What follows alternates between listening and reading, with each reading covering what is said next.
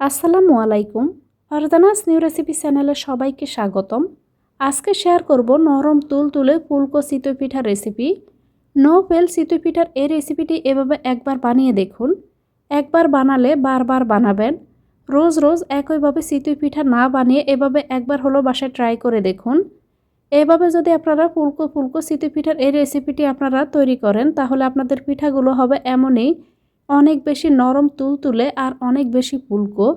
আশা করছি আমার আজকের এই চিতই পিঠার রেসিপিটি আপনাদের ভালো লাগবে।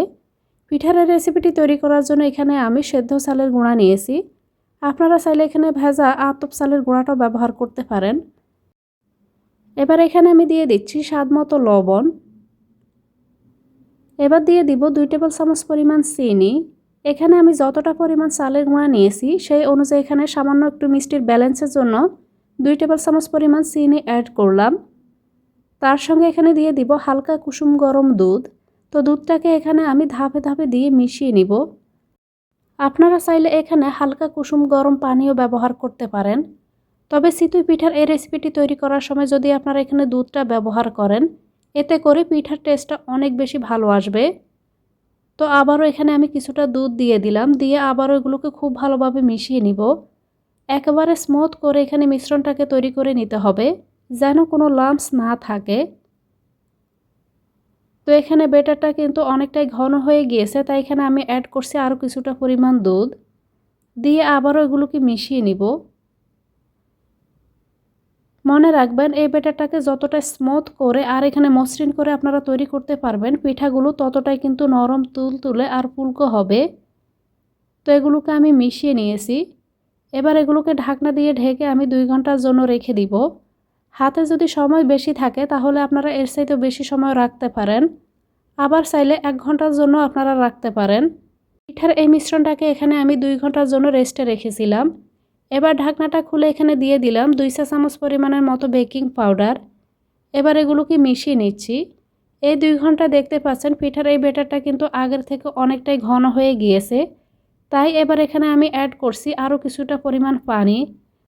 এখানে আমি রুম টেম্পারেচারে থাকা নর্মাল তাপমাত্রার পানি নিয়েছি। এবার পানিটাকে দিয়ে আবারও এগুলোকে খুব ভালোভাবে মিশিয়ে নিব। মিশিয়ে একদম পাতলা করে একটি ব্যাটার তৈরি করে নিব। ব্যাটারের ঘনত্বটা ঠিক কীরকম হবে সেটি আপনাদেরকে একটু দেখিয়ে দিচ্ছি, তাহলে আপনারা বুঝতে পারবেন চিতই পিঠার জন্য কীরকম পাতলা করে এখানে ব্যাটারটাকে তৈরি করতে হবে।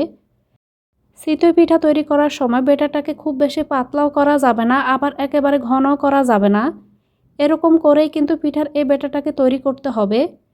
যদি আপনারা পিঠার এই ব্যাটারটাকে খুব বেশি ঘন করে তৈরি করেন তাহলে কিন্তু পিঠাগুলো পারফেক্টভাবে হবে না, আবার খুব বেশি পাতলাও করা যাবে না।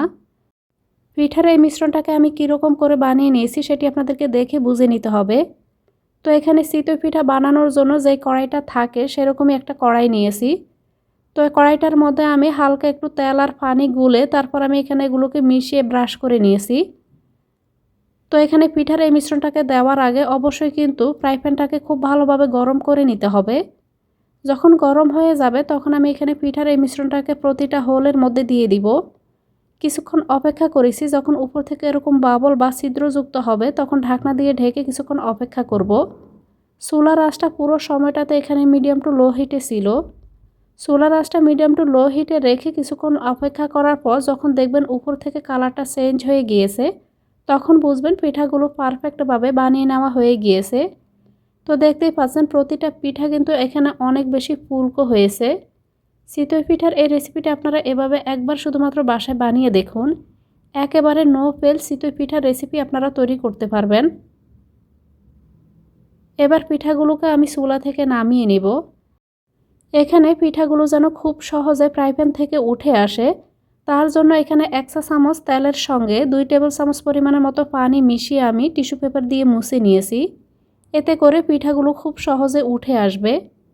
তো এখানে আমি সবগুলো পিঠা নামিয়ে নিচ্ছি।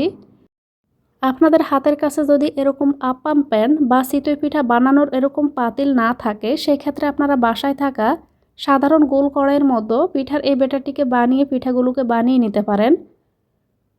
তো এখানে আমি আবারও কিছুটা পিঠার মিশ্রণ দিয়ে এগুলোকে কিছুক্ষণ অপেক্ষা করেছি।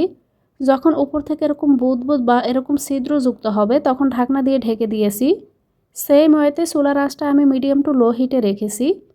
তো এখানে আমি সবগুলো পিঠা বানিয়ে নিয়েছি। আজকের এই পিঠাগুলোকে আমি খেজুরের গুড় দিয়ে সার্ভ করছি। আপনারা আপনাদের পছন্দ মতো যে কোনো কিছুর সঙ্গে এখানে পিঠাগুলোকে সার্ভ করতে পারেন।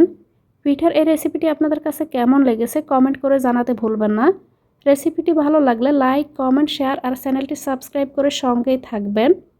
এতক্ষণে রেসিপিটির সঙ্গে থাকার জন্য সবাইকে অনেক ধন্যবাদ। আল্লাহর কাছে সবার সুস্থতা ও মঙ্গল কামনা করে আজকের মতো এখানেই বিদায় নিব।